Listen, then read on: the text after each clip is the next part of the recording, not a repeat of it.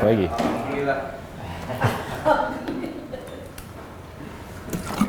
That means praise God or thank God. Thank God, ya. Yeah. Muslim language. Okay, so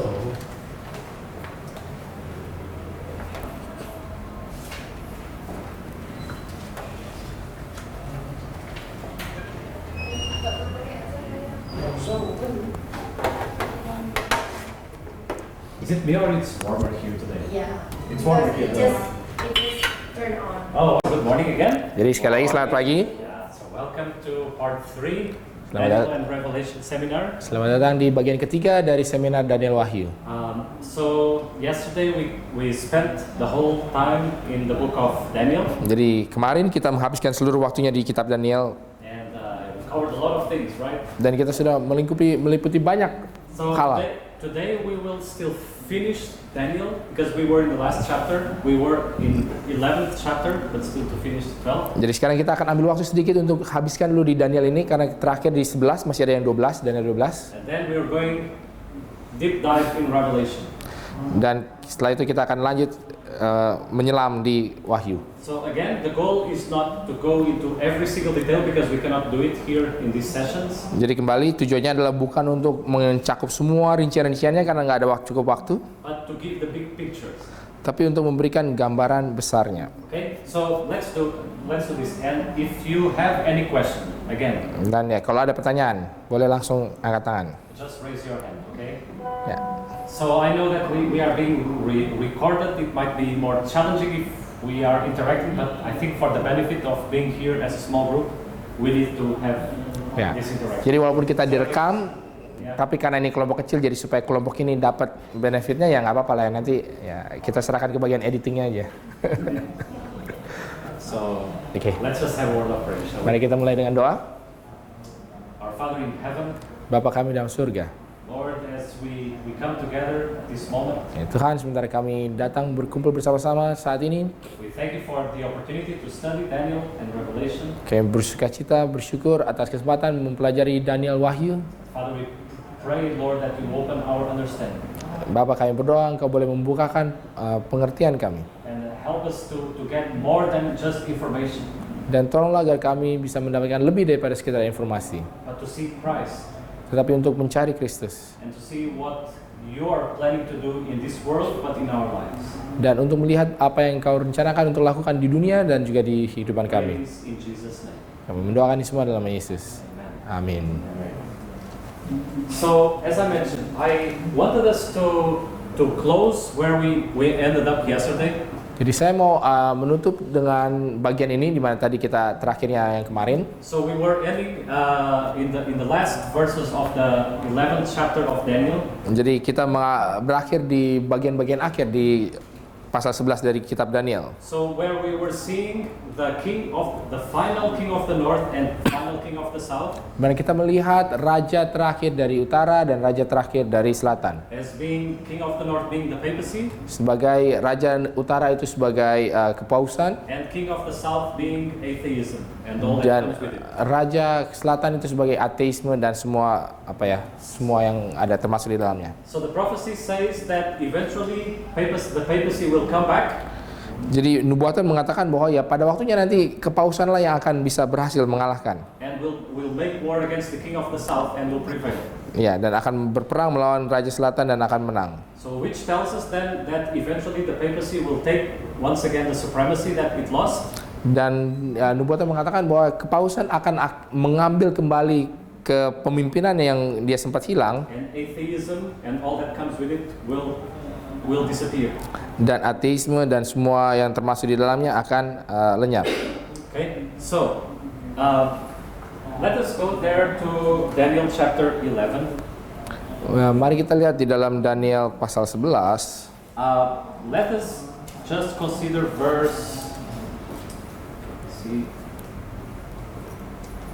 let's consider verse 44. Mari kita lihat di dalam ayat 44. So at the time when the king of the north is taking the supremacy back again, Jadi ketika masa di mana Raja Utara akan mengambil alih kembali kepemimpinannya, it says there in verse 44, dikatakan di dalam ayat 44, but tidings out of the east and out of the north shall trouble him. Therefore he shall go forth with great fury to destroy and utterly to make away many. Katakan tetapi kabar-kabar dari sebelah timur dan dari sebelah utara akan mengejutkan hatinya sehingga ia akan keluar dengan kegeraman yang besar untuk memusnahkan dan membinasakan banyak orang. So when the papacy is gaining world supremacy once again, Jadi ketika kepausan ini akan mendapatkan kembali kepemimpinan global dunia, there are news that come from the east and from the north that trouble the papacy. akan ada kabar-kabar dari timur dan dari utara yang meresahkan kegeraman ini, kepausan ini. What is this referring to? Nah, ini merujuk kepada apa? So the east is the direction from when that symbolically pointing to the coming of Christ. Jadi timur adalah arah yang secara simbolik melambangkan kedatangan Yesus. As Christ said that his coming will be like the lightning that comes from the east to the west. Dan seperti Yesus katakan bahwa kedatangannya akan seperti kilat yang menyambar dari timur ke barat. And the north is the direction that usually is used to point to the throne of God. Dan utara itu adalah menuju kepada arah daripada tahta Allah. You see that in Isaiah chapter 14 and verse 13. Kita lihat itu di dalam Yesaya 14 ayat 14. Isaiah 14 verse 13. Ayat 13, ayat 14 ayat 13. Yeah, when Lucifer was exalting himself, Ketika Lucifer sementara sedang mengangkat dirinya sendiri, yeah, and he was saying that I will exalt my throne above the stars of God. I will sit also upon the mount of the congregation in the sides of the north. Isaiah 14 verse 13. Yeah, Verse 13. yeah. Isaiah 14 verse 13. If you want to read it. oh, baca. Oke. Engkau yang tadinya berkata dalam hatimu, aku hendak naik ke langit, aku hendak mendirikan tahtaku mengatasi bintang-bintang Allah, dan aku hendak duduk di atas bukit pertemuan jauh di sebelah utara. So in a time when the papacy is gaining supremacy, there are news from the east about the coming of Christ. Jadi ketika kepausan ini sementara sedang mulai naik daun lagi, ada kabar dari timur yang adalah mengenai kedatangan Kristus. There are news that come directly from the throne of God. Dan juga ada kabar yang datang dari tahta Allah itu sendiri langsung. So this we can connect with the gospel going to all the world in preparation for Christ to come. Dan kita bisa sambungkan ini sebagai Injil yang akan pergi ke seluruh dunia di dalam persiapan akan kedatangan Yesus. And it's in that time that the papacy will go out with great fury to destroy and to try to eliminate these people who are bringing this message. Dan dikatakan bahwa kepausan ini akan menyambut mereka dengan kegeraman yang besar untuk menghancurkan orang-orang yang sementara sedang mempersiapkan akan kedatangan Yesus ini. Okay, so as I said, we don't have the time to go through all the details here.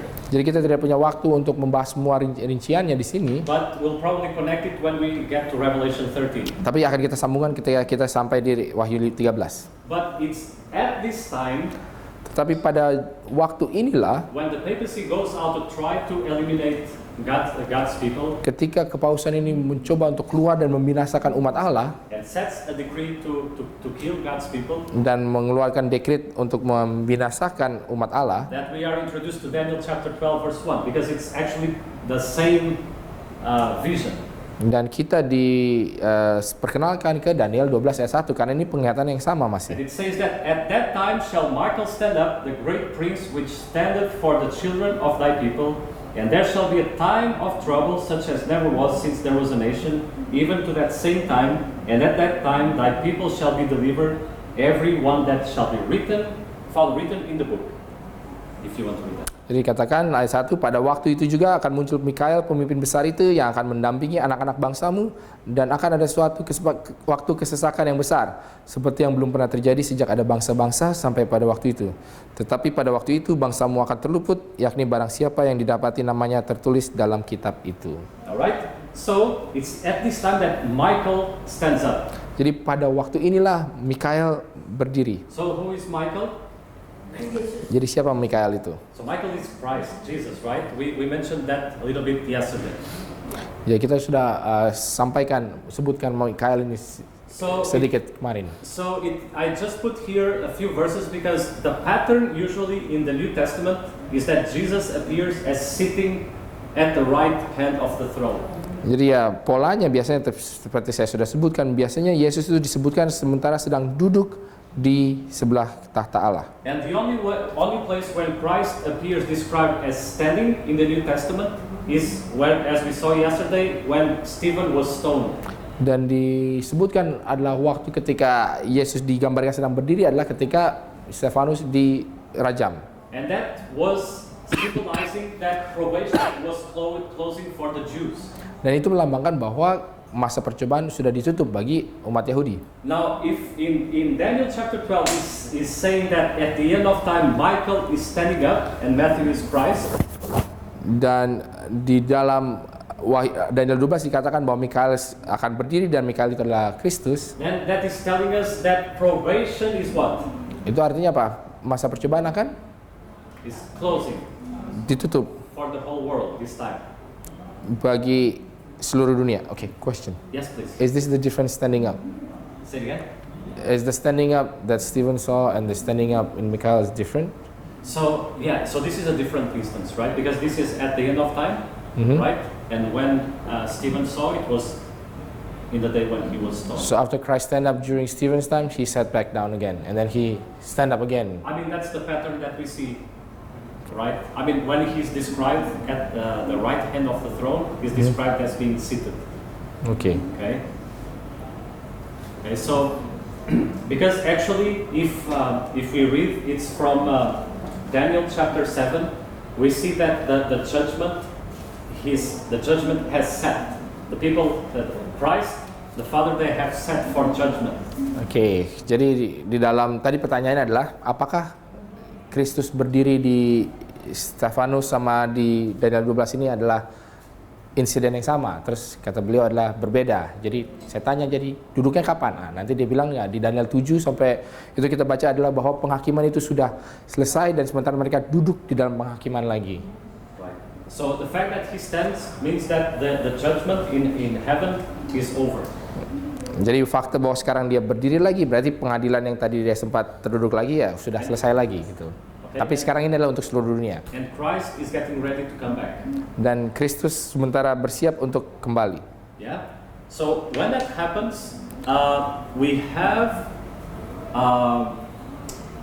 when that happens, it's when probation closes. Jadi ketika itu terjadi adalah ketika masa percobaan itu tertutup. Right. And that comes the time of trouble. Dan itulah masa kesesakan. All right. So I'm just thinking. Yeah, let's quickly go through this. Ya, mari kita dengan cepat lihat ini. Okay, so can somebody please open Hebrews chapter 10 and verses 12 and 13? Ada yang boleh baca ini Ibrani 10, 12, 13. Okay, so somebody else takes 1 Corinthians 15. Dan yang lain 1 Korintus 15, 25, 26. Right? Because now, I mean, we want to understand the big picture here. So each one can take a verse. So Hebrews 10, 12 and 13. Another person 1 Corinthians 15, 25, 26. Another person Romans 6, 23. Jadi semua ya, masing-masing pilih satu ayatnya. Alright, can we do that? Can somebody please read that? Oke, yang pertama. Oke. Ibrani 10 ayat 12 dan 13. Tetapi ia setelah mempersembahkan hanya satu korban saja karena dosa, ia duduk untuk selama-lamanya di sebelah kanan Allah. Dan sekarang ia hanya menantikan saatnya di mana musuh-musuhnya akan dijadikan tumpuan kakinya. Alright.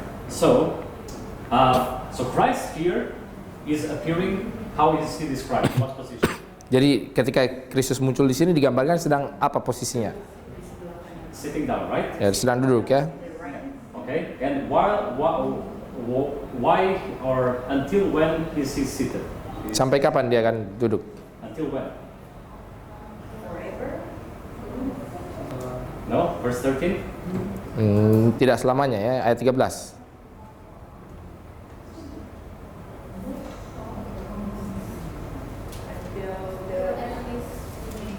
Until he puts Footstools. That's what it says in English, right? until the enemies are made his footstool. That's what it says in English. Okay. Jadi dalam bahasa Inggrisnya adalah sampai musuh-musuhnya dijadikan sebagai tumpuan kakinya. Okay, so he's seated until the enemies are made his footstool. Okay. That's mean when the enemy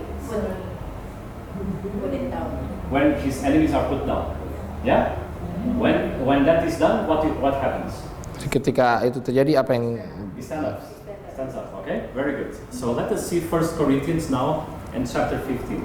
sekarang di 1 Korintus 15. 1 Korintus 15 ayat 25 sampai 26. Karena ia harus memegang pemerintahan sebagai raja sampai Allah meletakkan semua musuhnya di bawah kakinya.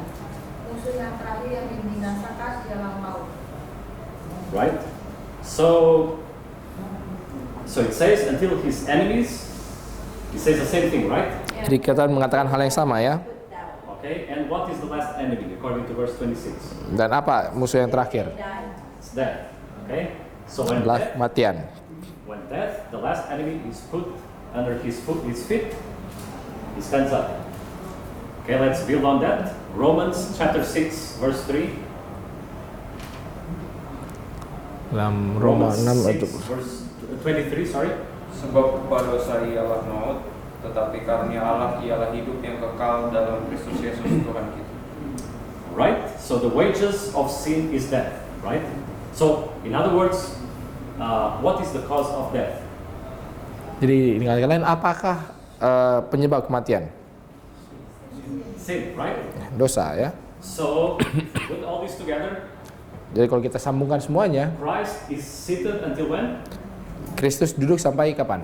Until his enemies are put under his feet. Sampai musuh-musuhnya dijadikan tumpuan The kakinya. last enemy is Musuh yang terakhirnya adalah death, and and the cause of maut. death is sin, Dan apa sebab maut adalah dosa. right?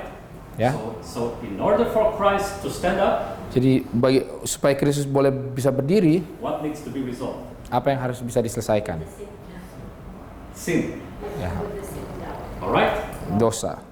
So God has to deal with the sin problem, and when the sin problem is dealt with, Christ no longer sits, but he Jadi sampai masalah dosa itu diselesaikan ya, Kristus nggak akan berdiri. Tapi ketika itu mau diselesaikan, barulah dia berdiri. all right. And now the question is, what is sin according to the Bible? Nah, sekarang jadi permasalahannya adalah apakah dosa itu menurut Alkitab?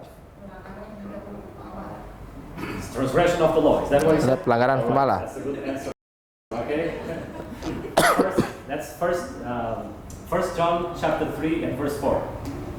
Jadi Okay. dalam 1 Yohanes 3 ayat 4. Right. So if in Hebrews chapter 10 we read now, Jadi di dalam Ibrani 10 kita baca lagi sekarang ini. and let us read here. Let's read verse 16.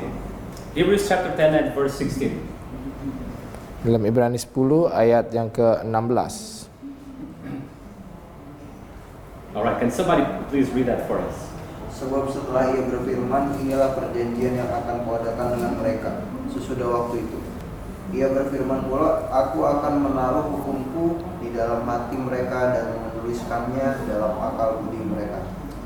All right. So God is making a covenant that He wants to put His law in their hearts In their heart. and in their minds. Correct? Jadi Allah sementara mau mengadakan perjanjian dan akan ditaruh di hati dan pikiran ya. Yeah. So it means that God doesn't want us only to have the knowledge of the law of God, Artinya Allah tidak mau supaya kita hanya punya pengetahuan akan Allah, okay? But He wants us also to have it in our hearts. tapi Ia juga mau supaya kita memiliki itu di dalam hati kita. Means that God doesn't want us only to say, yeah, I go to church on Sabbath. Jadi artinya Allah nggak mau It's cuma the right thing to do, but I hate it. oh ya saya datang hari Sabat karena itulah yang benar, tapi ya saya sebenarnya nggak suka. No, God wants us to be passionate about it. Okay, God wants us to be in tune with His law, that we will have delight doing what He asks us to do. Ya itulah karena Allah mau supaya kita itu ya bersemangat untuk melakukannya karena memang kita sudah seirama dengan apa yang Allah ingin kita lakukan. Yeah, so that's why Christ said, if you love me, do what? Itulah sebabnya Allah katakan, jika engkau mengasihi aku, maka engkau akan. So Christ, He doesn't want us only to keep commandments for the sake of keeping commandments, Jadi Kristus itu nggak mau kita cuma menuruti hukum karena ya supaya menuruti hukum. because that's what Pharisees try to do. Karena itulah apa yang orang-orang Farisi coba untuk lakukan. But He wants us to be so in love for Him Tapi ia mau kita benar-benar mengasihi dia that we want to do what He asks us to do. sehingga kita mau melakukan apa yang ia minta kita untuk And lakukan. that's the point of this promise, that He wants to write His law in our hearts, in our minds. Dan itulah sebenarnya poin daripada janji ini, bahwa dia mau menuliskan itu di dalam hati dan pikiran kita. But now the question is, if we look again at the sanctuary, I don't have it here right now. Yeah, I don't have it here right now. Pertanyaannya, kalau kita lihat lagi di bait suci, ya saya nggak ada gambarnya sekarang ini. Where is the law of God in the sanctuary? Di manakah Beginning or in the end? di manakah hukum Allah itu ada? Kalau di denah bait suci itu di awal atau di akhir? At the end, right? Di akhir ya. So it means that Christ wants us to repent, to be baptized, but to spend time in His Word, sharing the gospel and praying. Ya itulah sebabnya Allah mau kita supaya ya bertobat, dibaptis, ya menghabiskan waktu dengan firman Tuhan, bersaksi, berdoa. While He's doing His work of writing His law in our hearts and in our minds. Sementara dia melakukan pekerjaannya dalam menuliskan hukum-hukumnya di dalam hati dan pikiran kita. And it's a lifetime work, it takes time, right? Dan inilah suatu pekerjaan seumur hidup, ya perlu waktu, It takes patience, isn't it? perlu kesabaran To have the law of God. untuk memiliki hukum Allah. Now the question is, do we find anywhere in Revelation Sekarang pertanyaannya, apakah bisa kita dapati di kitab Wahyu a description of the people who keep commandments of God gambaran akan satu umat yang menuruti hukum Allah and talking about patience of the saints? dan berbicara mengenai kesabaran daripada orang kudus? Yeah, this one. Here is the patience of the saints. Here are they that keep the commandments of God and the faith of Jesus. Ya, di sinilah yang penting di sini ialah keteguhan orang kudus yang menuruti perintah Allah dan iman kepada Yesus. Alright? So this is the end result of what Christ is doing while He seated down. When He stands up, He has the people. Ya, inilah apa yang dikatakan ketika dia duduk dan ketika dia berdiri dan dia bisa mendapatkan umatnya ini. Okay? So what then is keeping Christ seated down? Jadi sekarang apa nih yang masih menahan Kristus tetap duduk, masih duduk? That's the issue. Ya, itulah Do permasalahannya. we want Him to come back? Apakah kita mau ia supaya kembali? So is there anything we can do to Jadi help the process? ada nggak yang bisa kita lakukan untuk menolonglah proses ini? What is it we can do to help the process? Apa yang bisa kita lakukan supaya proses ini dapat dibantu?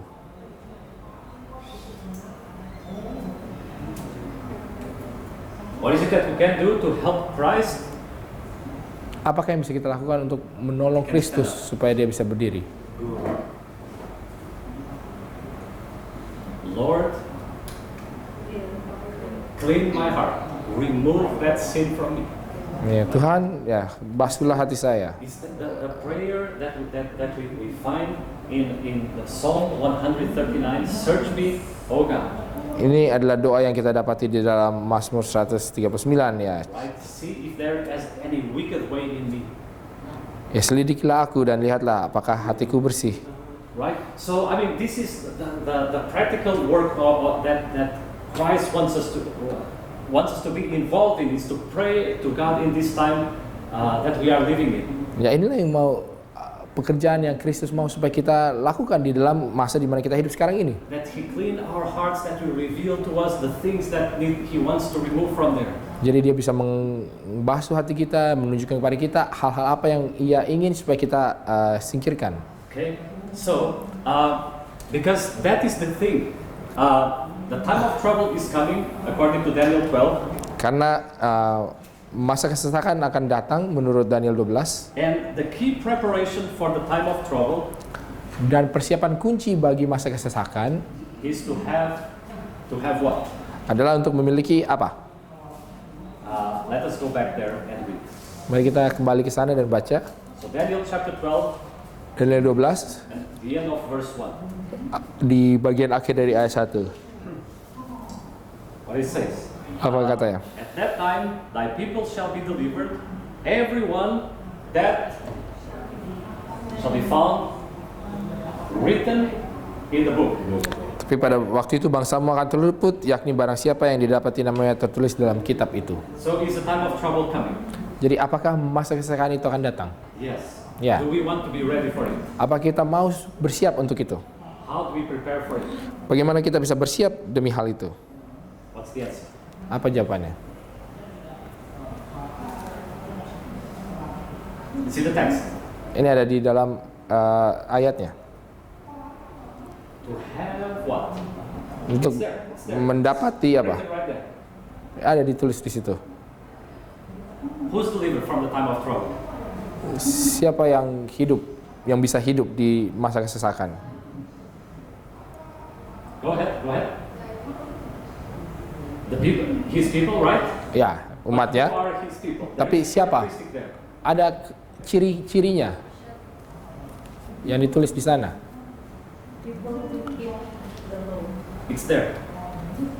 Ini di sini, yang Everyone namanya that tertulis. shall be found written in the book. Jadi barang siapa yang didapati namanya tertulis di dalam kitab itu. Right? So if our names are in the book, Jadi kalau nama kita ada dalam kitab itu, we'll go through. kita akan boleh berlanjut melalui If ya. our names are not there, Tapi kalau nama kita tidak ada di dalam kitab ini, then it will not go through. Okay? maka kita tidak bisa luput. So what should be our question? Jadi apa yang harus menjadi pertanyaan kita? How? How our names written in the book, right? Ya, bagaimana supaya nama kita dapat ditulis di dalam kitab itu ya? Yeah? Okay, because, I mean, we want to be ready for the time of trouble, and we see that to be ready to go through it, our names need to be written in the book. Ya, jadi bagaimana supaya kita bersiap ya, supaya bisa melaluinya ya, nama kita harus tertulis di dalam kitab. So let's see Philippians chapter 4. Jadi kita lihat di dalam Filipi pasal 4. Okay? I mean, the reason why we spend time on this, Jadi alasan kenapa kita menghabiskan waktu di sini, and because, I mean, this might sound a bit, how to say, out of context or of the subject, ya mungkin ini terdengar sedikit ya, mungkin ini udah nggak masuk lagi di dalam konteksnya, nggak masuk di dalam topiknya ya. but there is a reason why we discuss this, and this is super important to discuss this part. Tapi ini begitu penting karena sangat penting untuk mendiskusikan bagian ini. We may know all the beasts and all the revelation and all the Daniel, Kita bisa mengetahui ya semua binatang-binatang, semua penglihatan, pernyataan di dalam Daniel. okay? But if our names are not written in the book, Tapi kalau nama kita tidak tertulis di dalam kitab itu, we don't go through.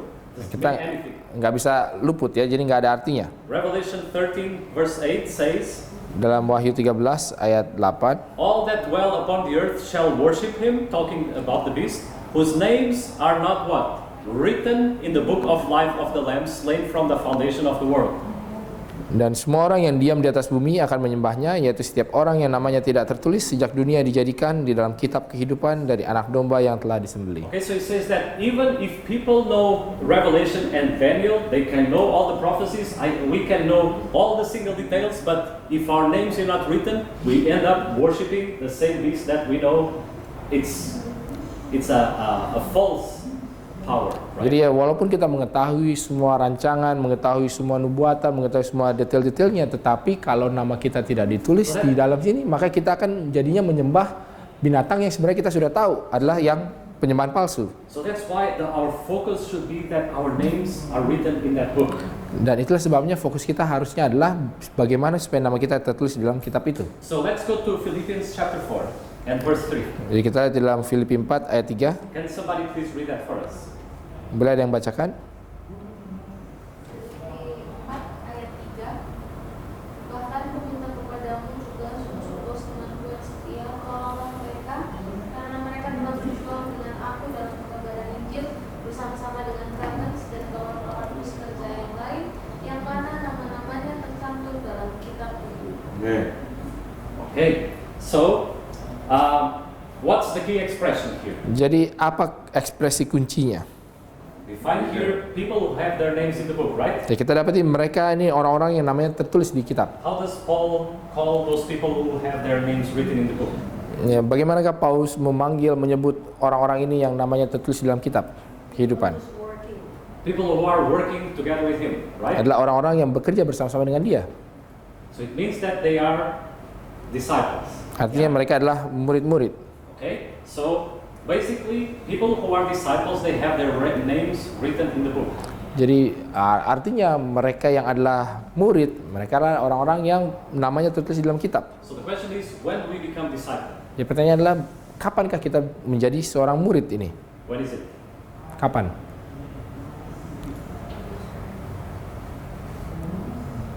Are you a disciple? Let me ask. Jadi, Are you a disciple of Christ? apakah Anda seorang murid Kristus? Since when? Since when? Tell me. Sejak kapan? Since we got baptized. Sejak dibaptis. Since Amin. you got baptized, you got not just your baptismal certificate, you got your master's certificate, your master's. You know, Christ is your master. Jadi kita juga dapat, kalau dibaptis itu bukan cuma dapat surat baptisan, tapi juga dapat, ya ini bahasa Inggris sih, nggak dapat diterjemahkan ya, surat masternya ya. Master maksudnya tuannya adalah Kristus. And you became more than a church member, you became a disciple. Dan kita menjadi lebih daripada seorang anggota gereja, tetapi kita menjadi seorang murid. And your name got written in the book of life. Dan nama kita dituliskan di dalam kitab kehidupan. Right? So the question is the name written there, and will it stay there forever, or is that there's something that can take the name out of the book? Jadi pertanyaan adalah, apakah nama itu akan terus kekal, tidak bisa, atau ada sesuatu yang bisa menghapus nama itu? The name, okay, so how can names be taken off the book? Jadi bagaimanakah nama itu bisa dihapuskan dari kitab? Alright? Sin, okay, we have the example. We have Exodus 32, verses 31 to 33. Kita ada contohnya di dalam Keluaran 32, 31 sampai 33. Okay, when Moses was interceding for his people, Jadi ketika Musa sementara memperantarai bagi umatnya, and he asked, if you will forgive them, if not, blot me, I pray, out of your book which you have written. jadi dia berdoa, ya ampuni mereka, kalau tidak hapuskan saja namaku dari kitab yang kau tulis itu. And the Lord said unto Moses, whoever has sinned against me, him will I blot out of my book.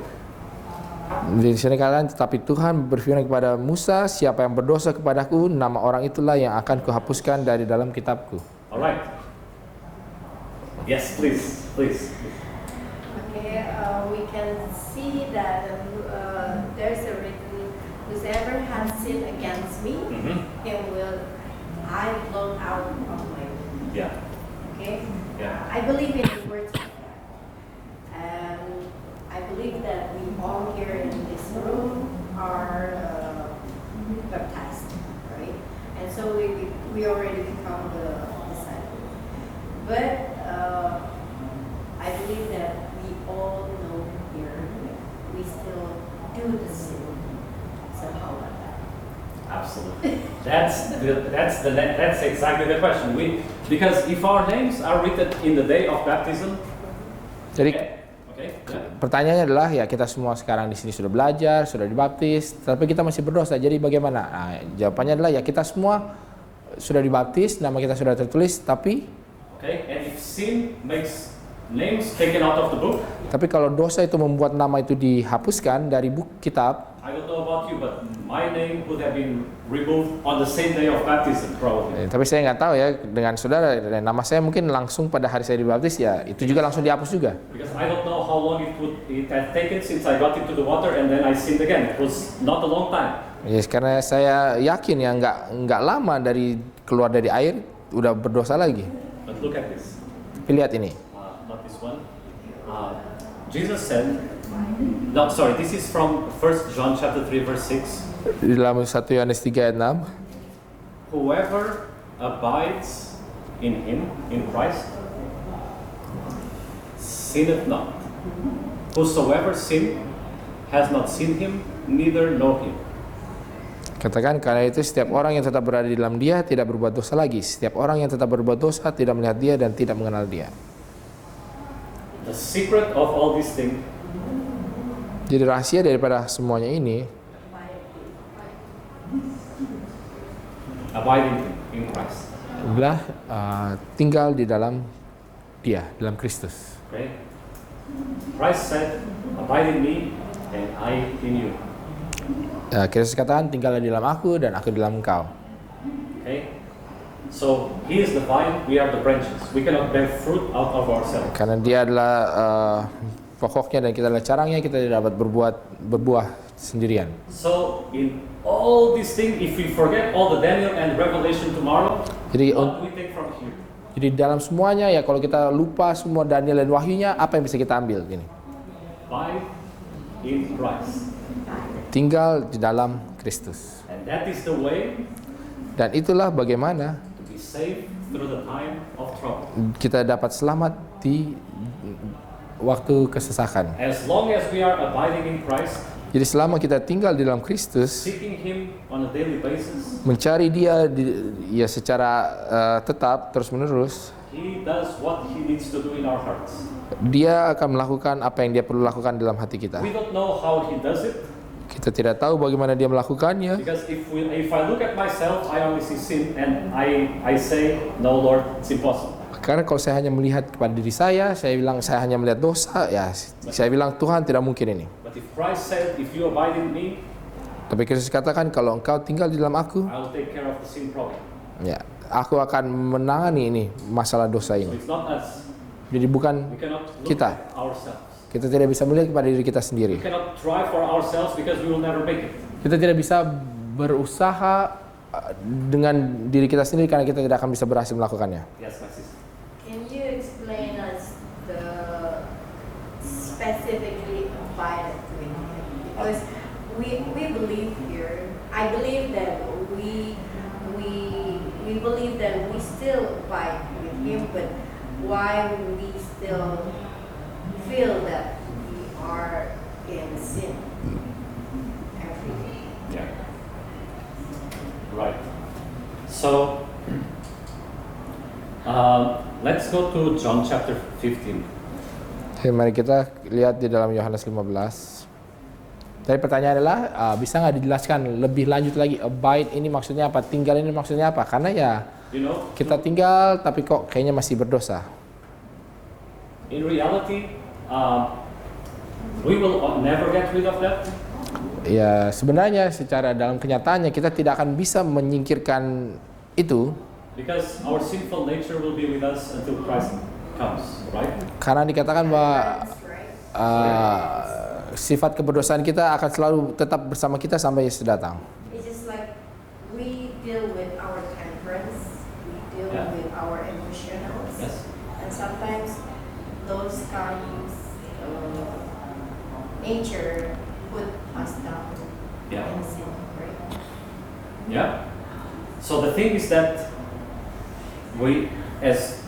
if we look at ourselves and these are the fruits that come out of us naturally, right? Jadi kalau kita lihat dosa ya ini adalah sesuatu yang datang dari diri kita sendiri secara alamiah. The works of the flesh. Ini adalah pekerjaan daging. So the other works are the works of the Spirit. Pekerjaan yang lainnya yaitu adalah pekerjaan roh. It means you cannot generate them, I cannot produce them. Artinya ya kita tidak bisa menghasilkan itu. But if we are connected, Tetapi kalau kita berhubung, He brings forth the fruits. dialah yang akan mengeluarkan, membawa I buah-buahnya. don't know how He does that, Saya tidak tahu bagaimana ia melakukan itu, but that is His promise. tapi itulah janjinya. That if you abide in me and I in you, you shall bear much fruit.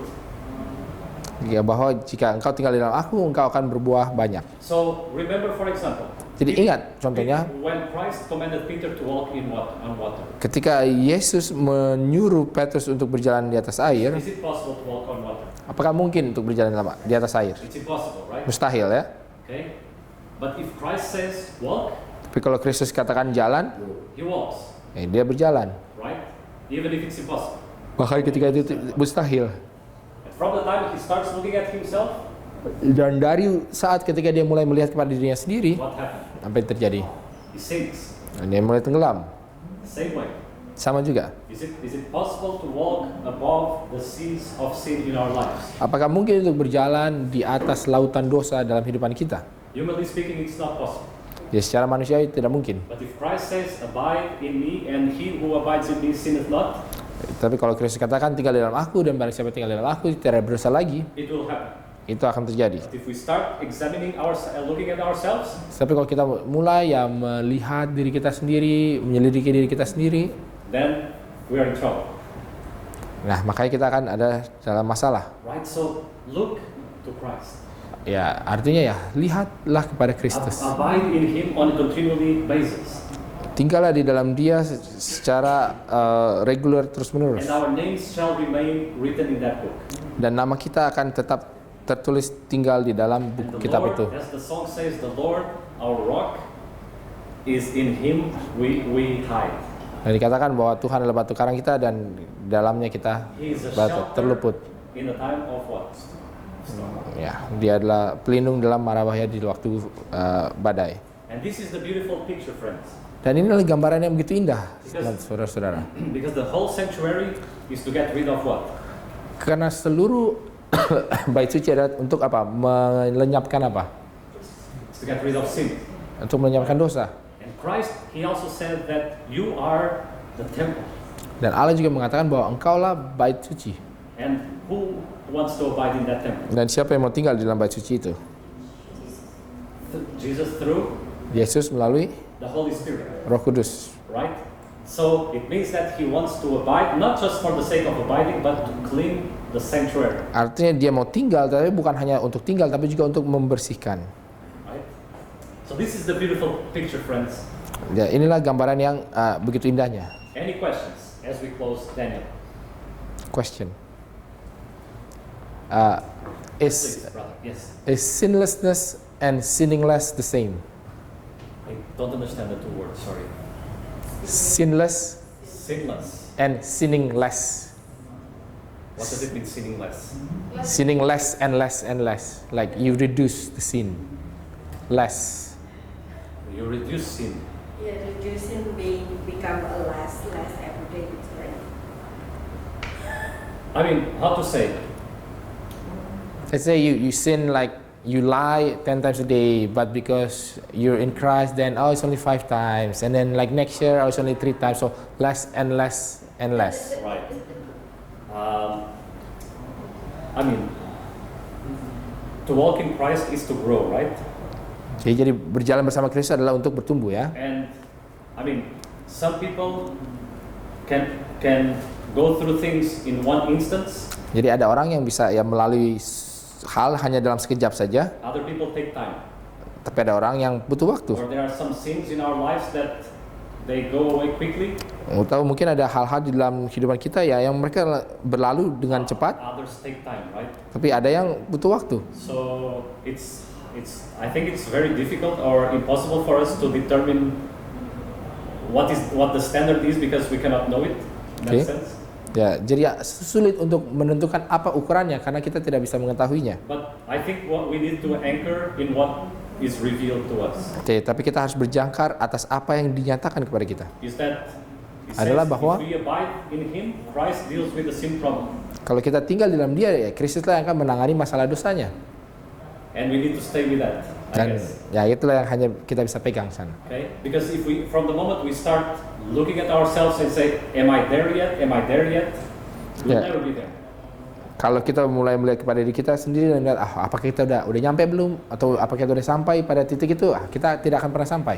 Right? So we have to leave to Christ to deal with that and to Jadi judge. kita harus serahkan itu kepada Kristus dan biarlah Dia yang mengerjakannya dan yang menjadi hakimnya. But our focus is to believe that it is possible to overcome. Tetapi fokus kita adalah bahwa percaya bahwa adalah mungkin untuk mengatasi dosa. Because if we say that we will never overcome, only when Christ comes, Karena kalau kita katakan bahwa kita tidak akan bisa mengatasinya hanya ketika Kristus datang saja, then we are giving more credit to Satan than to Christ. artinya kita lebih memberikan kita lebih percaya setan daripada Kristus. Because Jesus came to deliver His people from their sins. Karena Yesus datang untuk meluputkan, membebaskan orang itu dari dosa-dosa Is it mereka. possible? Apakah mungkin? If I look at me, it's impossible. Kalau kita lihat kepada diri saya sendiri, mustahil. But if he says it's possible, then I have to believe. Tapi kalau di sini katakan mungkin, ya saya harus percaya. It's the same. Is it possible that the earth was created in 6 days? Jadi sama seperti kita bertanya, apakah mungkin bumi ini diciptakan dalam 6 hari? Well, maybe if I start looking at the books and the scientists and the thing, I'll say no, it's impossible. It took millions of years. Tapi kalau kita lihat kepada ya buku-buku ataupun ilmuwan ya mungkin kita bilang mustahil, perlu jutaan tahun. But if God says it was 6 days, Tapi kalau Allah katakan itu 6 hari, we believe nah kita percaya by faith dengan iman and not by sight. dan bukan dengan penglihatan. Amen. Did I answer your question? Ya, kenal. Right. So, any question before we move to Revelation? Oke, ada pertanyaan lain sebelum kita lanjut ke Wahyu? Oh yeah, this one. So I will just put this one here. I think that was it. Yeah. So this is the summary of Daniel. Jadi inilah ringkasan daripada Daniel. Okay. So Daniel 2, 7, 8, and then from 10 to 12. Jadi ada 4 penglihatan, Daniel 2, Daniel 7, Daniel 8, lalu 10 sampai You 12. see the principle of repetition and expansion. Jadi saudara bisa lihat prinsip daripada dia diulangi dan dibesarkan. They all talk about the same thing, Ya, mereka semua ini ngomong tentang hal yang sama sebenarnya. but give more detail as we progress. Tapi diberikan rincian lebih lagi ketika berlanjut. But the end of Daniel is the same. Tetapi akhir daripada Daniel itu sebenarnya sama. Christ will come, Kristus akan datang, judgment will come to an end, penghakiman akan datang di akhirnya. sanctuary in heaven will be cleansed. Bait suci di surga akan dibersihkan. God will have a people who will be clean from the problem of sin. Allah akan memiliki umat yang akan dibersihkan dari masalah dosa. Probation closes and Christ will come. Masa percobaan itu tutup dan Kristus akan datang. So if all this has already passed and we saw that it really happened, Dan kalau itu semua sudah berlalu dan kita lihat itu sudah terjadi, so we can be sure that this part, the best part, will surely come to dan pass. kita bisa yakin bahwa bagian terakhir yang paling bagusnya akan juga datang. Amen? Amen. Right. Question. Yes, please. So is the divided kingdom and papal Rome the same? Because we are always been told that divided kingdoms is the Romans, not the papacy, but the kingdoms itself. Yeah. But now it seems that we're equating the divided kingdoms with actually the papacy, not Yeah. exactly the European kingdoms and countries. Right. So actually, the papal Rome came out of the divided Europe. Okay. Okay, and the thing is that I know that the interpretation that divided kingdom Europe is the interpretation of the toes. Okay, that is true, Mm-hmm. but that's not the first meaning of it. Okay. Okay, because we cannot say that if gold is if a metal, if gold is Babylon, if silver is Medo-Persia, so every metal means a kingdom. We cannot say that all of a sudden the feet just means iron strong and clay weak. Do Okay. you understand? Right. Because usually we say that when we get to the feet, we usually say the iron trying to mix with the clay. We say that it's the nations of Europe. Some are strong, some are weak. Mm-hmm. But that's not what it means. Because if iron in the legs are Rome, Mhm. then iron in the feet cannot mean something different. Because otherwise we are using a different approach. Okay. Right? So the way of interpreting is that the legs are iron, are Rome, then the iron in the feet is still Rome. And Right. the clay needs to be something else. Right. So the clay would be the representation of the house of Israel, Mhm. and that's the church, the spiritual Mhm. Israel, that Okay. mingled with Rome. Okay. And that's what happened after the Roman Empire was divided. Okay. Connected to that, is the little Rome, little horn also pagan Rome, or the horns are the pagan Romes, but the beast that has the horns are the pagan Romes, and then the little horn is the pagan Rome. But here it seems that you could say that the little horn, while while it was the little horn, he's also the pagan Rome. Isn't it after he become big and therefore that's become the papal Rome? Yeah, in Daniel 7, yes. In Daniel 8, not immediately, because in Daniel 8 you have there is a big horn that comes out of the goat that represents Alexander the Great. Right. And then it says that when it is broken to the four winds of the earth, it says out of one of them comes the little horn. Okay? Right. So what happens is that from the division of the Greek Empire, after that came Rome from one of these divisions. Okay. And at that time is still pagan Rome. Okay. Oh wait. So the horn that uprooted the three horn is not from Daniel 8. Yeah, that's from Daniel 7. That's Daniel 7, Ah, okay. So Yeah, that's yeah. okay. Because when you say little horn, usually it's not little horn Daniel 8. Usually it's little horn Daniel 7. Yeah, exactly. So that's the wording kind of like throw people off. Yeah, exactly. Yeah. Jadi pertanyaannya adalah, ini kan tanduk kecil. Tanduk kecil kan dibilang tanduk kecil ini sih juga adalah Roma yang kerajaan. Tapi di sini bilang tanduk kecil juga adalah Roma kepausan. Tapi biasanya kalau kita orang asing bilang Roma tanduk kecil itu merujuk kepada tanduk kecil yang di Daniel pasal 7 yang di naganya, terus yang dia mencabut mencabut tiga tanduknya, maka muncullah tanduk kecil. Nah, itulah tanduk kecil yang itu. Tapi di sini di Daniel 8 juga ada tanduk kecil. Nah, jadi sebenarnya terminologi tanduk kecil itu juga kita harus lihat dia ngomongin tanduk kecil yang di Daniel 8 atau di Daniel 7. Karena kalau di Daniel 8 juga ada tanduk kecil, tapi dia belumlah Roma kepausan. Dia masih Roma yang kerajaan. Karena memang kan dari Roma kekafiran itu katanya. Jadi Roma kekafiran karena kan pas tanduknya kambing itu terpecah, ya memang ada muncul Roma dari situ. Ya itulah tanduk kecil itu maksudnya. Jadi jangan bingung gitu tanduk kecil ini yang mana. I clarify. Yeah. Okay. Thank you. All right. So we go to Revelation, right? Oke, Wahyu sekarang. Okay. So let's see the big picture of Revelation. Lihat gambaran besar daripada Wahyu. I mean, I'm already excited about this because Nah. it's a beautiful picture we have. Saya sangat bersemangat ya, udah semangat saya dari kemarin-kemarin karena ini lagi satu gambaran yang luar biasa yang kita miliki sini. So Revelation, you can, I mean, there are probably different ways to divide it, but one is that you have Revelation 1 introduction. Jadi ada beberapa cara untuk membagi kitab Wahyu ini ya. Ini salah satunya itu kita punya pasal 1 yaitu adalah prakatanya, pengenalannya.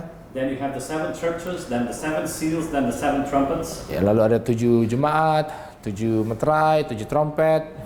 Okay, so then we have from Revelation 12 to 22, it's almost the same, almost the end, is the 7 salvation signs. We will see later on what that Lalu means. kemudian di Wahyu 12 sampai 22 ini adalah 7 tanda-tanda keselamatan dan kita akan lihat nanti apa artinya mereka ini. Right. So basically, the book of Revelation is a book about Christ. Jadi kitab Wahyu adalah buku mengenai Kristus. The first 11 chapters speak about the history of the Christian church. Jadi 11 pasal yang pertama berbicara mengenai sejarah daripada kekristenan mula-mula. Then Revelation 13 shows the enemies of the church. Lalu kemudian Wahyu 13 menunjukkan lawan atau musuh daripada jemaat gereja. Revelation 14 the truth triumphant going to the world. Dan Wahyu 14 menunjukkan bahwa kebenaran itu akan menang dan pergi ke seluruh bumi. And then for the rest is the judgments and the close of the plan of salvation. Dan sisanya adalah tentang penghakiman dan penutupan daripada rencana keselamatan. Now we need to go back to this. Nah, sekarang kita harus kembali lagi ke ini. Because this is, you know what this is, right? Saudara tahu ini apa kan ya? So this, I don't know if you still have you ever seen a 3D picture with glasses? Pernah nggak lihat, nggak tahu masih ada apa nggak, tapi kalau film 3 dimensi pakai yang kacamata merah hitam atau sekarang yang These glasses with blue and red. Oh ya, merah biru ya. Yeah. Gereja kacamata merah biru So ini. if you look at the picture without the glasses, what you see? Karena kalau kita lihat gambarnya tanpa kacamata itu apa? Ada bayangan, ada dua kan? You see like confusing lines, right? Kita lihat garisnya yang campur-campur, mana yang merah, mana yang birunya. Put the glasses, Tapi kalau kita lihat pakai kacamatanya, you see the 3D picture, right? coba kelihatan nih. So the sanctuary is like our glasses. Jadi bait suci ini adalah seperti kacamata kita. To make sense of the chaos or the apparent chaos of Revelation. Untuk bisa memahami ya, mungkin kalau kita lihat ya, sepertinya ini kok kayak kacau balau nih di Wahyu ini. Okay, so let's quickly review this. Baik, secara cepat kita So ulangi. in the sanctuary we have the altar of incense and the laver on the altar court, Di pelataran luar ada mesbah korban bakaran dan bejana basuhan. and then we have in the holy place we have the table of showbread, the altar of incense, and the candlestick. Dan di bilik suci ada meja roti sajian, ada 7 kaki dian, ada mesbah ukupan, And finally, the Ark of the Covenant in the most holy place. dan ada tabut perjanjian di bilik maha suci. Okay, so take a mental picture of this because this will help us. Jadi kita coba ambil gambaran di pikiran kita karena kita ini akan berguna In Revelation, okay? dalam kitab Wahyu. All right. So, and there is another thing here. Nah, ada satu hal lain lagi di sini. So, if we were all in Israel back then, Kalau kita semua ada di Israel di zaman dulu, the sanctuary will be like our main focus or our main go-to place in terms of our religious activity. ya bait suci itu akan jadi tempat ya utama kita kalau dalam aktivitas keagamaan. Okay, and so if we would commit any sin, we'll bring an animal and make it an offering at the sanctuary. Jadi kalau kita berdosa, kita akan ambil binatang, lalu kita akan bawa ini dan korbankan di bait suci. But then at the end of the year, Dan di akhir daripada tahunnya, the priest will make an atonement and clean, and there will be this atonement and cleansing. It will be the day of atonement to close. jadi akan ada pendamaian yang boleh mentahirkan ya, pokoknya semuanya lah, bait sucinya itu dibersihkan. Right. So, and that was the time for it says, whosoever, for whatsoever soul it be that shall not be afflicted in that same day, he shall be cut off from among his people. Jadi saya katakan That's Leviticus 23, sorry. 23 ya. Jadi siapa yang pada hari itu tidak merendahkan diri dengan berpuasa, haruslah dilenyapkan dari antara orang-orang sebangsanya. Alright, so Jadi Day of Atonement, the service in the sanctuary is coming to an end. Jadi hari pendamaian, lalu semua rangkaian di upacara bait suci mulai ditutup. What do the people need to do? Apa yang orang-orang umat harus lakukan? They need to afflict their souls, is what it's saying. Setiap orang itu harus merendahkan diri. And if they are not doing that, they will be cut off from the people. Karena kalau mereka tidak lakukan itu, mereka akan dilenyapkan. So what does it mean to afflict the soul? Jadi apa artinya ini untuk merendahkan diri? What are they doing in the sanctuary? Apa yang mereka lakukan di bait suci? Confessing sin, Mengakui dosa ya. right? So that the sin problem is brought to the sanctuary, Dan masalah dosa itu dibawa ke bait suci. right? So what is the big picture again? Jadi apa gambaran besarnya sekali lagi nih? What we do now? What we need to do now? Apa yang harus kita lakukan sekarang ini?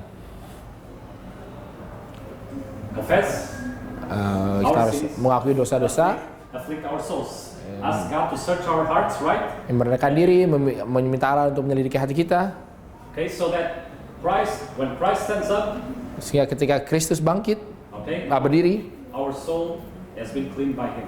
jadi jiwa kita sudah dibersihkan. It's not only conflict, but we need to be fasting. To be fasting as well. Yeah. And what that fasting Right. So in that specific day, it was a day of fasting, right? Jadi pada hari itu adalah hari puasa ya.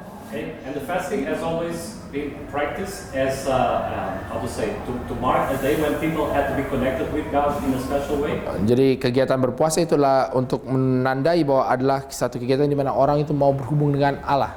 Right. It's not to gain the favor of God, because it's not like a hunger strike, you know. Ini bukan seperti supaya kita dapat didengar oleh Allah, seperti kayak kalau orang lagi demo tapi demonya itu demo mogok makan. But fasting helps us to be more in tune with the Spirit of God. Tapi berpuasa adalah supaya kita bisa lebih seirama dengan Allah. So in this day they will fast so that they may be more in tune with the Spirit of God. Jadi mereka itu berpuasa supaya mereka itu lebih bisa ya menyatu dengan Allah, bukan jadinya mogok makan supaya Allah kasihan terus jadinya kasih gitu. So that they will confess their sins. Lalu kemudian supaya mereka juga bisa mengaku dosa mereka. Okay? Now, together in the sanctuary, Jadi bersama-sama di bait suci itu there were 7 feasts along the whole day, along the whole year. jadi ada 7 hari raya di dalam kalender 1 tahun ini. So today here in Indonesia, when do you start your year? Di Indonesia kapan kita memulai tahun kita? What is it? Kapan? January 1st, right? Januari 1 ya. Okay, very good. That's the same we do in Europe. Sama juga di Eropa. If we were in Israel back then, Tapi kalau kita ada di Israel di zaman dulu itu, the calendar, the year will begin with a feast called the Feast of Passover. kalender itu akan dimulai dengan satu perayaan yang disebut sebagai Hari Raya Paskah. So that's why when you read Exodus chapter 12, Makanya kalau kita baca di dalam Keluaran pasal 12, it's actually the chapter about the beginning of the Feast of Passover. ini adalah pasal yang menceritakan awal mula daripada Paskah ini. It says there in Exodus chapter 12 and verse 2, Dikatakan di dalam Keluaran 12 ayat 2, that this month shall be unto you the beginning of months, it shall be the first month of the year to you.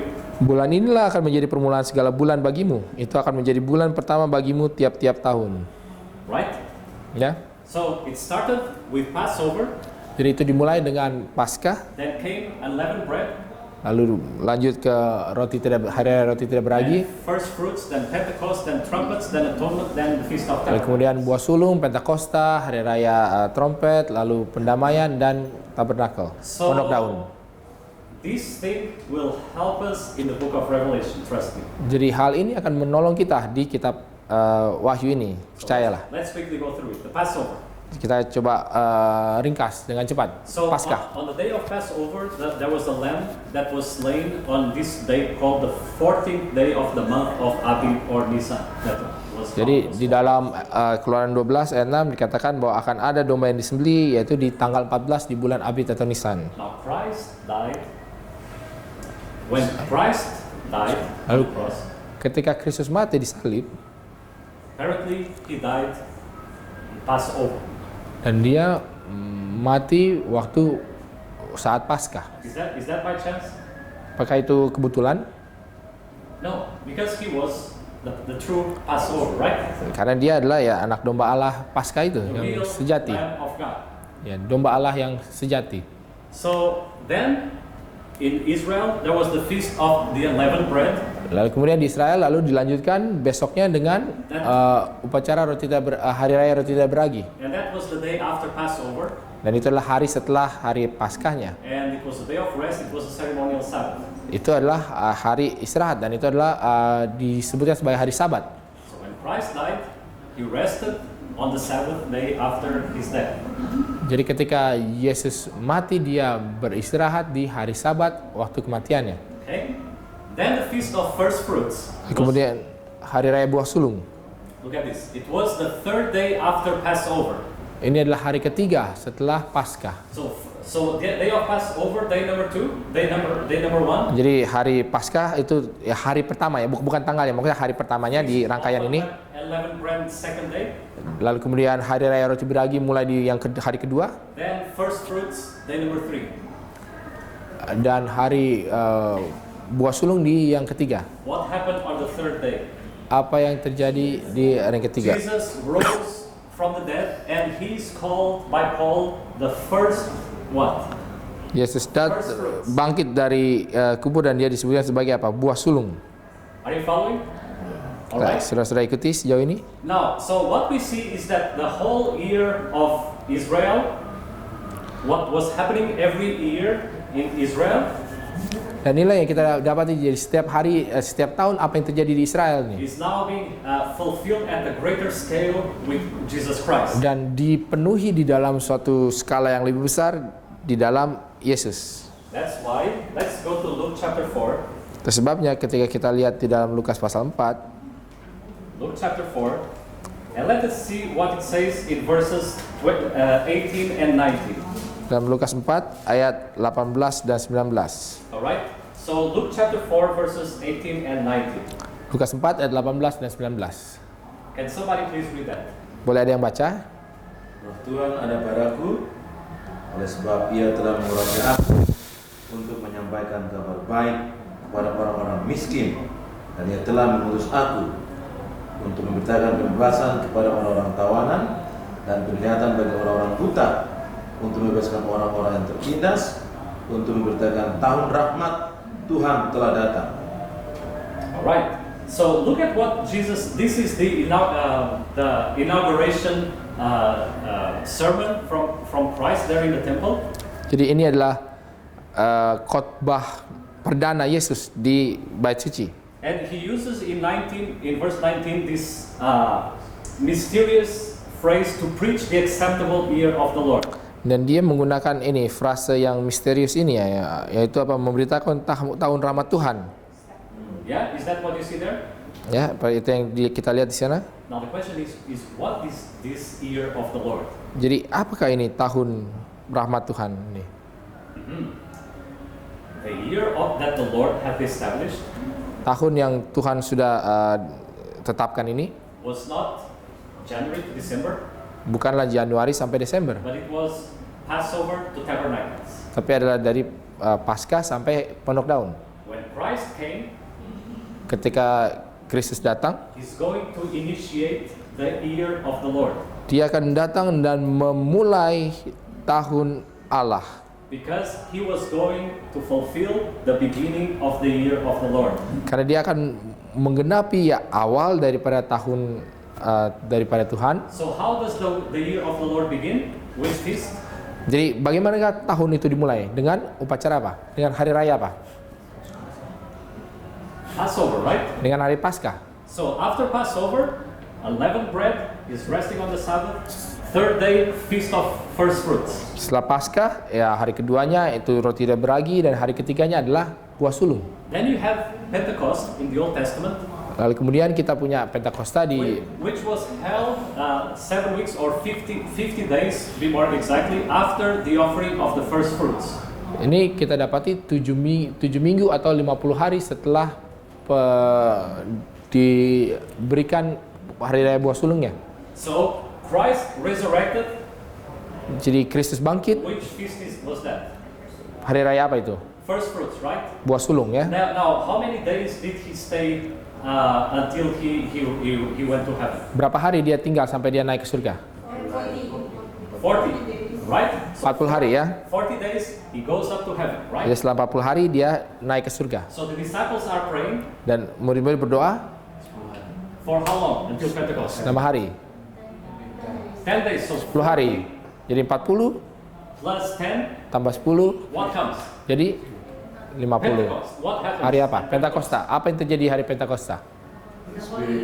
The Holy Spirit comes. Ya, Roh Kudus datang. You see, the year of the Lord is progressing. Jadi kita lihat bahwa tahun Tuhan ini berlanjut, jalan.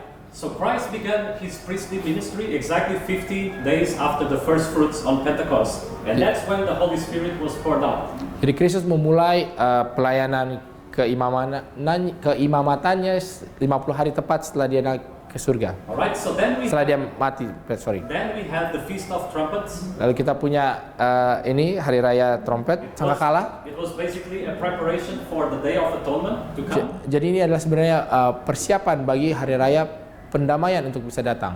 Okay, it was time for when the trumpet sound means that there is a judgment to come.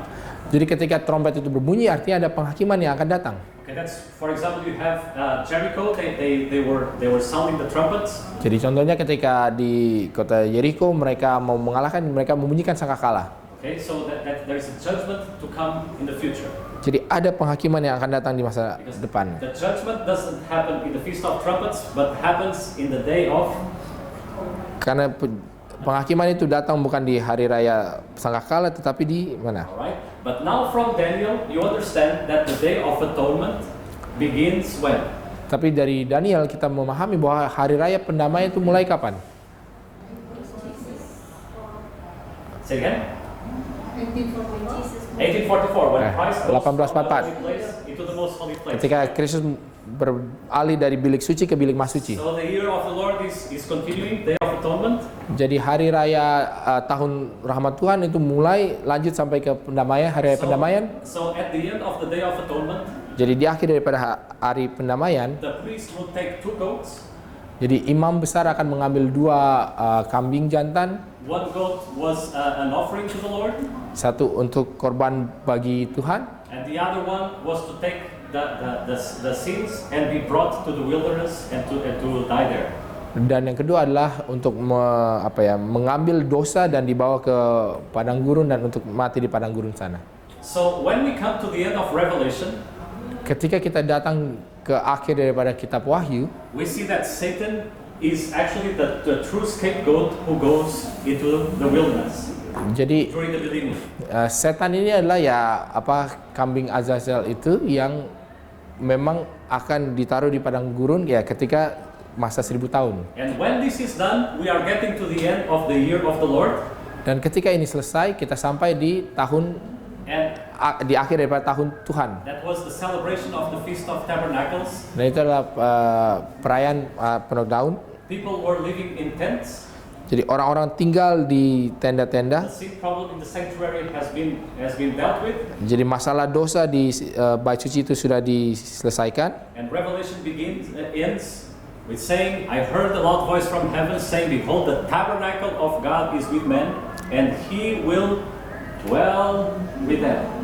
Dan Wahyu itu berakhir dengan suatu seruan mengatakan, aku mendengar suara nyaring dari tahta Allah itu berkata, lihatlah kemah Allah ada di tengah-tengah manusia dan ia akan diam bersama-sama dengan mereka, mereka akan menjadi umatnya dan ia akan menjadi anak So mereka. what was it that caused separation between humanity and God from the beginning?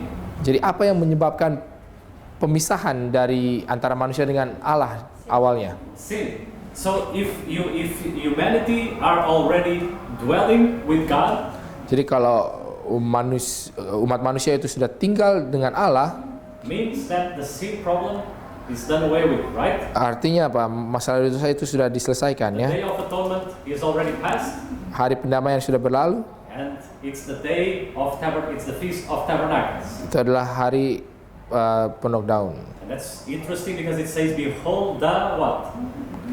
Karena Tabernacle. itu diperingatkan bahwa lihatlah bahwa tabernakel Allah sudah turun. You see, friends, I mean, this is mind blowing. I don't have any other word for Ya di this. sini benar-benar apa ya? Benar-benar di luar akal ya. Okay, how Revelation, how the ministry of Christ is following now the same pattern of the Old Testament. Bagaimana pelayanan Kristus itu mengikuti pola dari bait suci. Okay, so Wait, this is, hold on. yeah, Sorry, please go question. ahead. What does the trumpets refers to? So the Feast of the Trumpets, so Yeah. it's preparation for the judgment to come. Right, but what is the event? Because So- all the other one has an event tied onto it, right? Right, But what is the right. event for the Feast of Trumpets? Exactly. So actually, it's interesting to see because if you look at the feasts in the past, so you have the feasts of the feasts of spring. Yeah, Feast in this is the spring So feast, you yeah. have Passover, unleavened bread, first fruits, and Pentecost. Okay. Okay. Then you have a long period of time. Then you have autumn, and in autumn you have the Trumpets? yeah Trumpets. yeah. So it's the trumpets actually start before, but you have the Day of Atonement, and the Feast of Tabernacles, and the trumpets come before because it's actually all the preparation until the Day of Okay. Atonement. Yeah, but what is the one that signifies? Oh, this is the start of the Feast of Trumpets. At least in our events. Yeah, let's see it here. Okay. Let's see if it answers at least. Okay. Not this one. Let me see this one.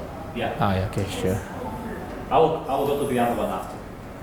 Now, I mean, this is amazing because Matthew, Mark, Luke, and John deal with Passover, unleavened bread, and the first fruits. It talks about the death and the resurrection of Jesus Christ. Jadi yang ini menarik. Jadi kita akan lihat bahwa ini apa polanya ya di dalam hari raya ini. Jadi Matius, Markus, Lukas dan Yohanes itu berbicara mengenai hari raya Paskah dan roti tidak beragi dan buah sulung karena berbicara mengenai kematian dan kebangkitan Kristus. Right?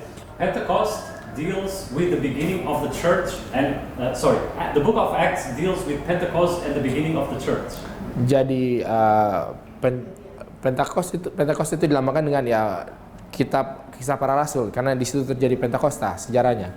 The epistles deal with preparation for Christ's coming. The church needs to get ready for what is coming. Dan surat-surat Paulus dan yang surat-surat umum itu merujuk kepada hari raya Sangkakala karena itu mengadakan persiapan bagi kedatangan Tuhan. So in Revelation from 11 verse 9 until Revelation 14 we have the description of things related with the most holy place. We're going to see that after. Dan di dalam Wahyu 11 ayat 9 sampai 14 ada gambaran mengenai hari pendamaian. Kita akan lihat itu nanti. Okay, and then from Revelation 15 you have the plagues and you have the millennium Christ Satan being brought to the wilderness. Dan di dalam Wahyu 15 sampai 20 kita akan lihat yaitulah milenium dan akhir daripada hari pendamaian setan akan dibawa ke padang gurun. And then the end of Revelation you have the Feast of Tabernacles. Dan di akhir Wahyu kita ada hari raya Penuh Daun. So you have all the New Testament following the pattern of the feasts. Dan kita dapat seluruh perjanjian baru mengikuti pola daripada hari raya. But if that was not enough, tapi kalau itu masih belum cukup, the sanctuary follows the same pattern. Bait suci juga mengikuti pola yang sama. Okay? Because Matthew, Mark, Luke, and John deal with the sacrifice of Christ. Karena Matius, Markus, Lukas, dan Yohanes itu berhubungan dengan pengorbanan Yesus. Okay? Since we are in Luke, let's read Luke chapter 3 verse 16. Kita lihat di dalam Luke chapter 3 and verse 16. Lukas 3 ayat 16. Okay. If somebody finds it and if you can read that for us, please. Boleh ada yang buka dan ini.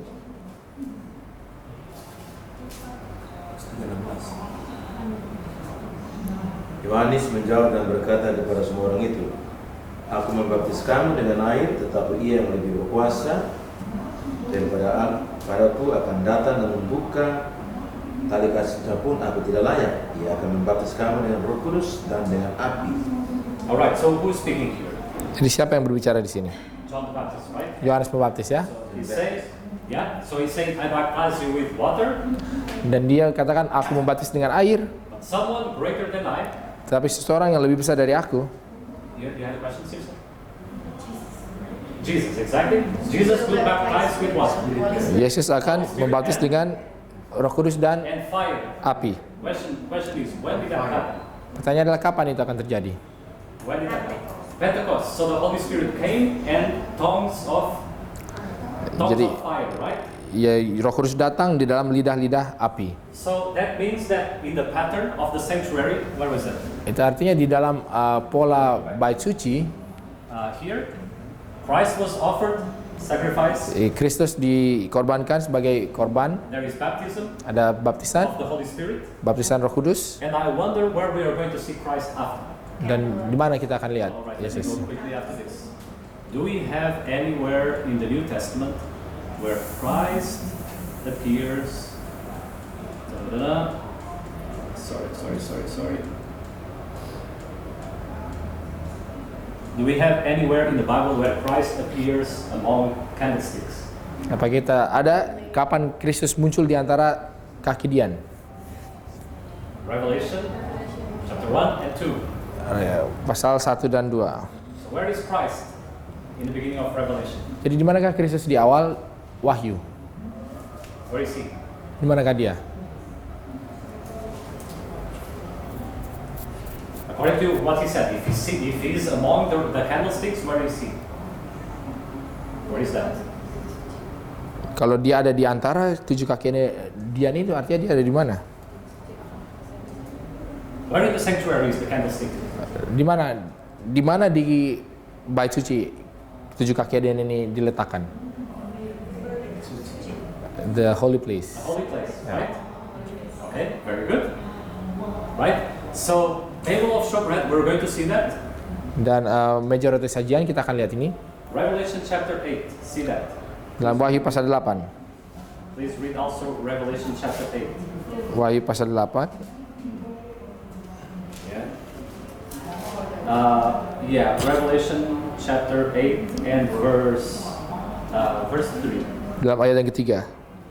Maka datanglah seorang malaikat lain dan dia pergi berdiri dekat mezbah dengan sebuah kudupan emas dan kepadanya diberikan banyak kemenyan untuk dipersembahkannya bersama-sama dengan doa semua orang kudus di atas mezbah emas di hadapan tahta itu. So we have something from the sanctuary in this verse. Nah, kita punya sesuatu dari perabotan bait suci di ayat ini. The altars of incense. The Ya. altar of incense, right? Okay, Okay. very good.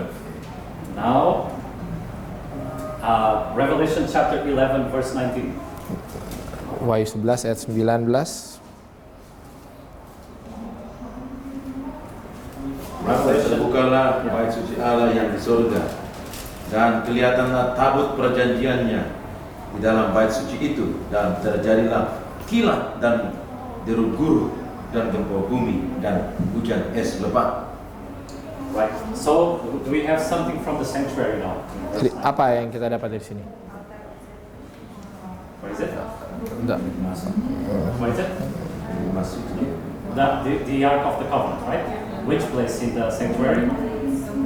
The most holy place, right? So it means that from now on, we have Christ in the context of the most holy place. Oh, I think we're missing the table of shewbread. Where does it show?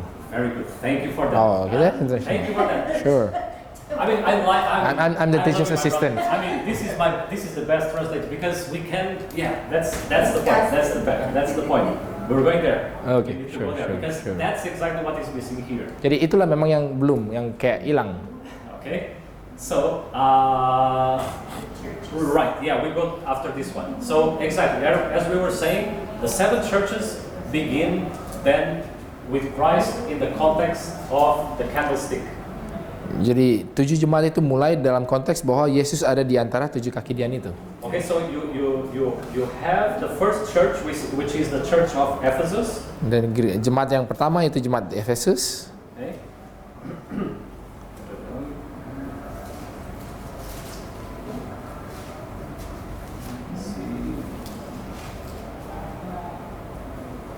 Right. I mean, in this session, it will be impossible for us to cover all the churches, all the trumpets, all the seals. Jadi dalam sesi ini mustahil kita bisa cover semua 7 jemaat, 7 meterai, So we 7 are sangkakala. seeing the big picture. If you have specific questions about one of those, we can discuss them.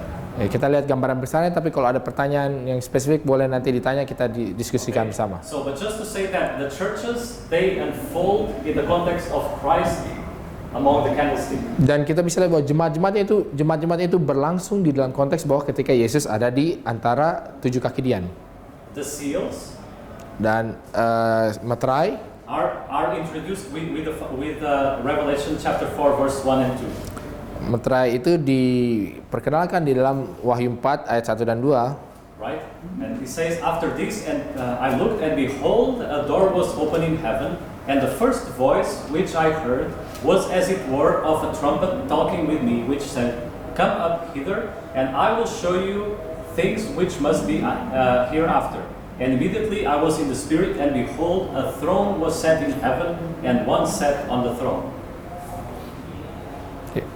Kemudian daripada itu aku melihat sesungguhnya sebuah pintu terbuka di surga, dan suara yang dahulu yang telah kudengar berkata kepadaku seperti bunyi sangkakala. Katanya, naiklah kemari dan aku akan menunjukkan kepadamu apa yang harus terjadi sesudah ini.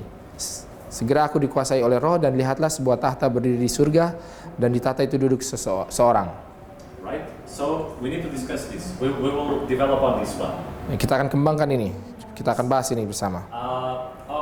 And out of the throne proceeded lightnings and thunderings and voices, and there were 7 lamps of fire burning before the throne, which are the 7 spirits of God. Dan dari tahta itu keluar kilat dan bunyi guru dan yang menduru dan 7 obor menyala-nyala di hadapan tahta, itulah ketujuh roh Allah. Right?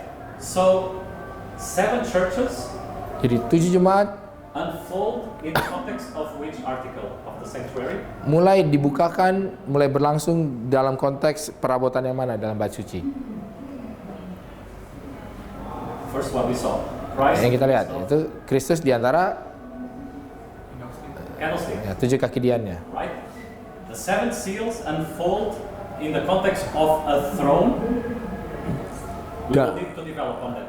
Dan 7 meterainya itu dibuka atau mulai berlangsung di dalam konteks tahta, dan kita akan bahas bersama nanti. If we develop it now or later, no, we develop it already now. All right. Now, let us see something here. Mari kita lihat sama-sama sini. It says that this throne was before or in front of 7 lamps of fire. Oke, dan kita lihat di dalam ayat 5 ini dikatakan, dan dari tahta itu keluar kilat dan bunyi guru yang menderu dan 7 obor menyala-nyala di hadapan tahta I itu. mean, it says that which are the 7 spirits of God. Yang itulah ketujuh roh Allah. I mean, does it mean that God has seven literal spirits? Apakah itu artinya Allah punya 7 roh secara harfiah? But 7 means the completion of a cycle.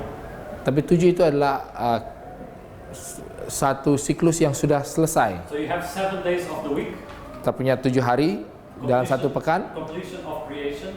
Ya, penyelesaian daripada penciptaan. You have Naaman who has to go in the water 7 times to be healed. Kita punya Naaman yang harus mandi di air 7 kali supaya bisa disembuhkan. Completion of a process. Ya, itulah selesainya daripada satu You proses. have the servant of Elijah who has to pray for 7 times until the rain comes. Kita punya ketika Elia berdoa 7 kali sampai hujan itu turun. You have 7 churches which are representation of the cycle of the Christian church. Dan ada 7 jemaat yang mengambangkan siklus daripada gereja-gereja Kristen. You have the 7 spirits of God, which means the spirit, the Holy Spirit in its completion. Dan kita lihat bahwa ada 7 roh Allah, artinya ya roh Allah yang Roh Kudus yang dalam sudah komplit selesainya. Now, it's interesting to see because we need to keep in mind. Adalah kita harus tetap membayangkan apa pola daripada bait sucinya. It says that this throne is in front of the lamps of fire. Dikatakan bahwa tahta ini ada di hadapan, di depan kaki dian, obor. Yeah, but the question is, where are the lamps of fire in the sanctuary? Jadi pertanyaan adalah di manakah 7 kaki dian itu kalau di bait suci? Holy place or most holy place? Bilik suci atau bilik mas suci? The holy place. Bilik suci ya. So what is this throne that is in front of the lamps of fire, which Jadi- is from the holy place? Jadi tahta ini apa nih yang ada di depan, di hadapan, di seberang daripada 7 kaki dian yang ada di bilik suci? Let's go back to the pattern and look at it. Dan mari kita lihat ke polanya dan lihat. So God told Moses, "You shall set the table without the veil and the candlestick over against the table on the side of the tabernacle toward the south, and thou shalt put the table on the north side." Jadi dikatakan meja itu haruslah kau taruh di depan tabir itu, dan kandil itu berhadapan dengan meja itu pada sisi selatan dari kemah suci, dan meja itu haruslah kau tempatkan pada sisi utara. So in the model of the Old Testament sanctuary, Jadi di model daripada bait suci di Perjanjian Lama, what was it that was across the candlestick? apakah yang ada di hadapan 7 kaki dian? The table of bread. Okay? So the table of bread is on the north side and the candlestick on the south side. Jadi meja roti sajian itu ada di sisi utara, dan 7 kaki diannya itu ada di selatan. Right? Now, do we have what else do we know about the north side? Apalagi yang kita ketahui mengenai sisi utara? Okay? Psalm 48 verse 2 says, "Beautiful for situation, the joy of the whole earth is Mount Zion on the sides of the north, the city of the great king." Jadi dibacakan Mazmur 42 ayat 48, bentar, 48 ayat 2. Gunungnya yang kudus yang menjulang permai adalah kegirangan bagi seluruh bumi. Gunung Sion itu jauh di sebelah utara, kota raja besar. Right? So the table of showbread in the sanctuary is on the side of the north. Jadi di bait suci meja roti sajian itu ada di sisi utara. What else does the Bible say it's on the side of the north? Apalagi yang Alkitab katakan ada di sisi utara? The city of the great king, Mount Zion, right? Gunung Sion ya, kota raja besar. Okay, Isaiah 14 verse 13 we read a moment ago. Yesaya 14 ayat 13 tadi kita sudah baca.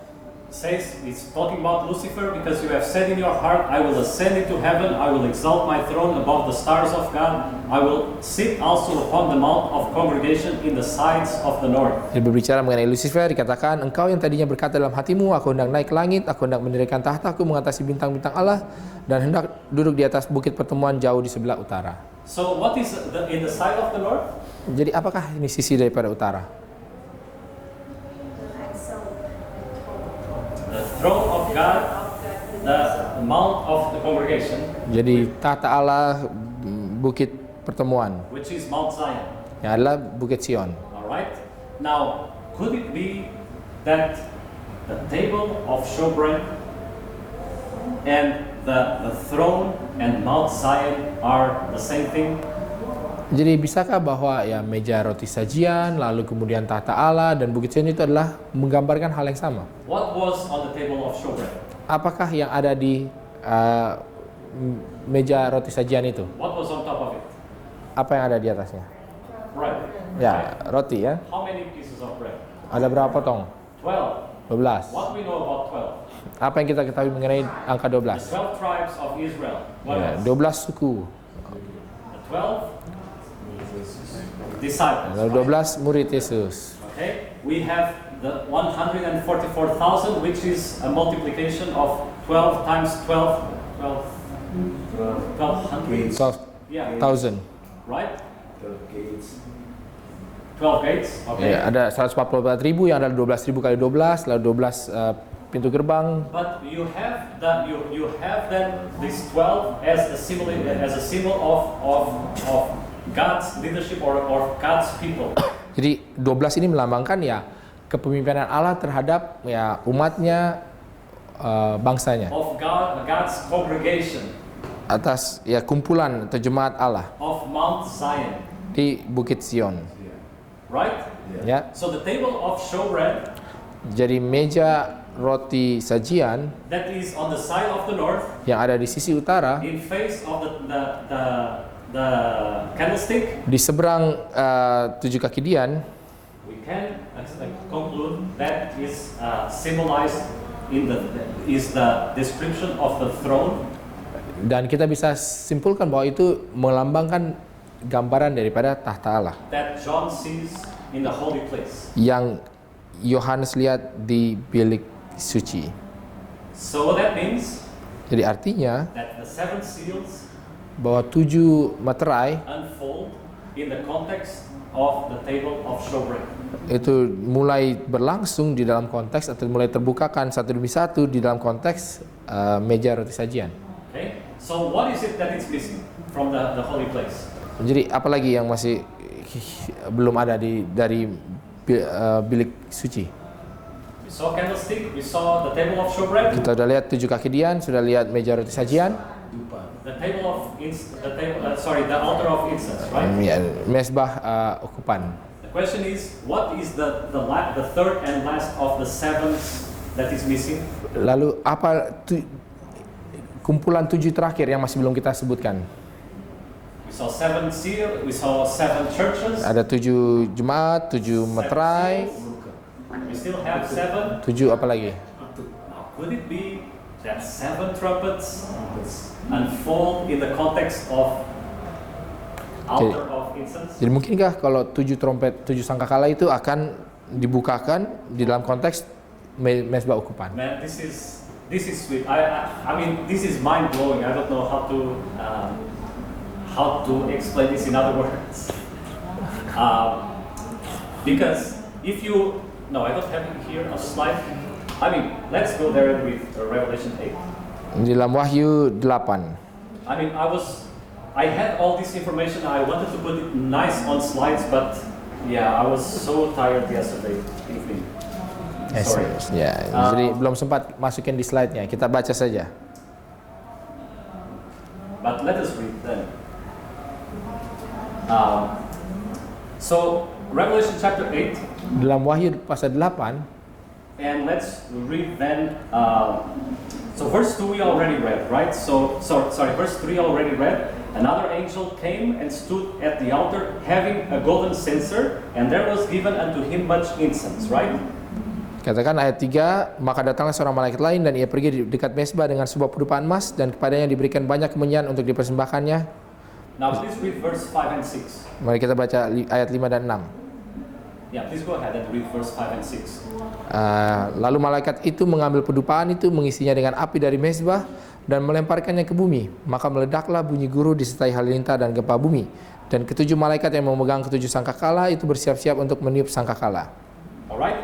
So, what is introduced then with the altar of incense? Jadi apakah yang diperkenalkan melalui mesbah pedupaan ini? The seven what? Yaitu tujuh apa?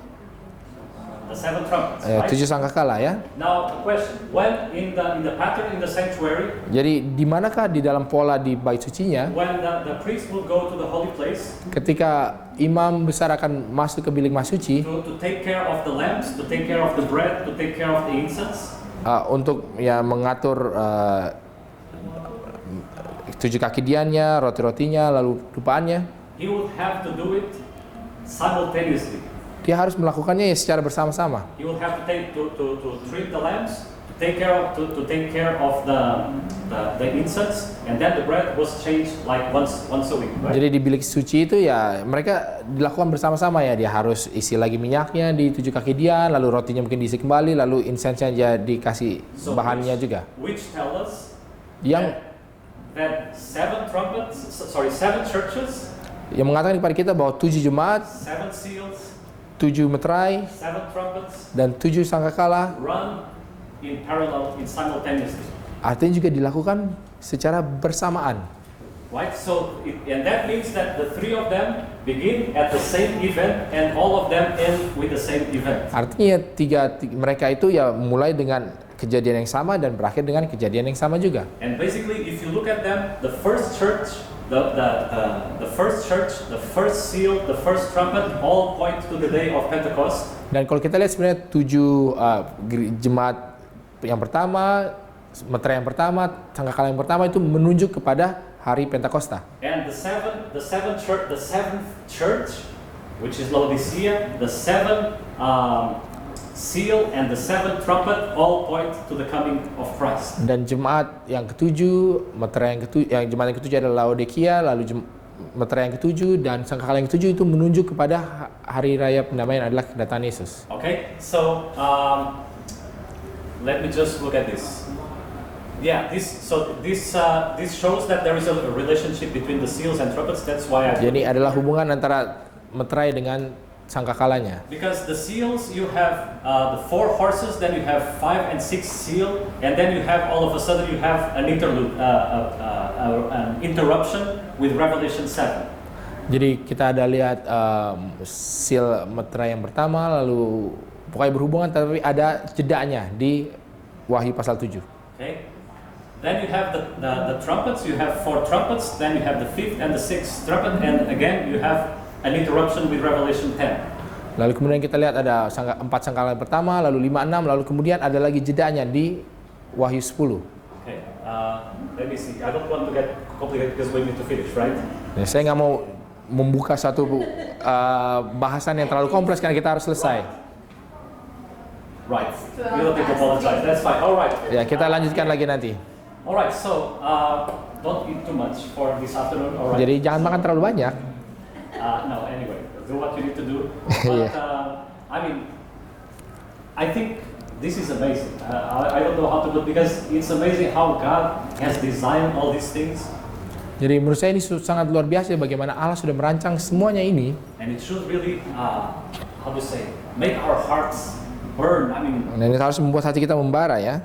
because He's in control of all these things. Karena Dia ada dalam kendali dalam semuanya. And the exciting thing is that it will all end as He said He will. It will. Karena ini akan berakhir dengan apa yang dia bilang ini akan berakhir dengannya. There will be beasts, there will be enemies, and yes, it is there. Ya akan ada ya binatang-binatang, akan ada musuh-musuh, ya semua itu ada. But we can be hopeful because God will overcome all that. Tapi kita bisa berpengharapan karena Allah akan mengatasi semuanya itu.